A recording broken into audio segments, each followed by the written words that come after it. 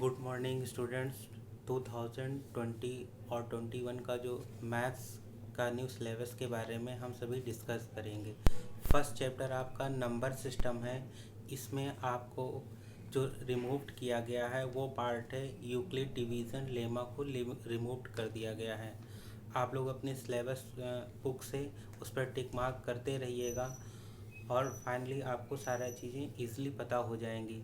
Chapter 2 में polynomials है, उसमें statement and simple problems on division algorithm for polynomials with real coefficient इसको removed कर दिया गया है। वंस अगेन आपको बता रहे हैं पॉलिनोमियल्स में statement and simple problems on division algorithm for polynomials with real coefficient को रिमूव्ड कर दिया गया है चैप्टर 2 पॉलिनोमियल्स से। Chapter 3 pair of linear equations में इसमें इन टू वेरिएबल्स इसमें जो कई लीनियर इक्वेशन को सॉल्व करने के कई तरीके बताए गए हैं, जिसमें से हमारा जो क्रॉस मल्टीप्लिकेशन मेथड है उसको रिमूव कर दिया गया है। बाकी सब आपका एज इट इज सिलेबस में है। चैप्टर 4 जो आपका है क्वाड्रेटिक इक्वेशन में, उसमें जो रिमूव पार्ट है वो situation problems based on equation reducible to quadratic equation. जो क्वाड्रेटिक इक्वेशन पर बेस्ड प्रॉब्लम वाला पार्ट है उसको रिमूव कर दिया गया है। ऐसे ही चैप्टर 5 में आप आएंगे अर्थमेटिक प्रोग्रेशन, जिसे हम एपी भी कहते हैं। इसमें आपका जो रिमूवल पार्ट है वो application in solving daily life problem based on sum to n terms इसको रिमूव कर दिया गया है। बाकी जो चैप्टर में है एज इट इज आपके है।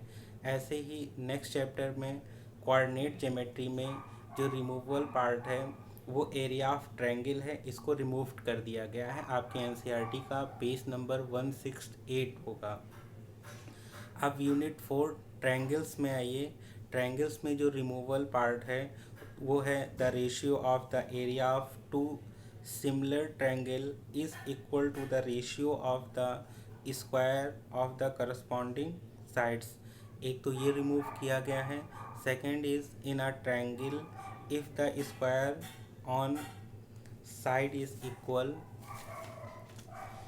to the sum of the square on other side, the angle opposite to the first side is right angle। इसको रिमूव कर दिया गया है। पेज 141 पर आपको दिखेगा। ऐसे ही जो सर्किल का पार्ट है, सर्किल में कोई भी चेंज नहीं किया गया है। जितने आपके टॉपिक्स हैं वो एज इट इज ही रहेंगे। फिर जो नेक्स्ट चैप्टर है वो कंस्ट्रक्शन का देखिए। कंस्ट्रक्शन में आपका जो रिमूवल पार्ट है वो है construction of a triangle similar to a given triangle, इसको रिमूव कर दिया गया है। एनसीईआरटी का पेज 217 पर है। ऐसे ही ट्रैग्नोमेट्री वाले पार्ट में आपका जो motivate the ratio which ever are defined at 0 and 90 degree, इसको रिमूव कर दिया गया है। ऐसे ही जो दूसरा रिमूवल पार्ट है वो आपका है trigonometric ratio of a complementary angles, page 188 पर आपको दिया गया है।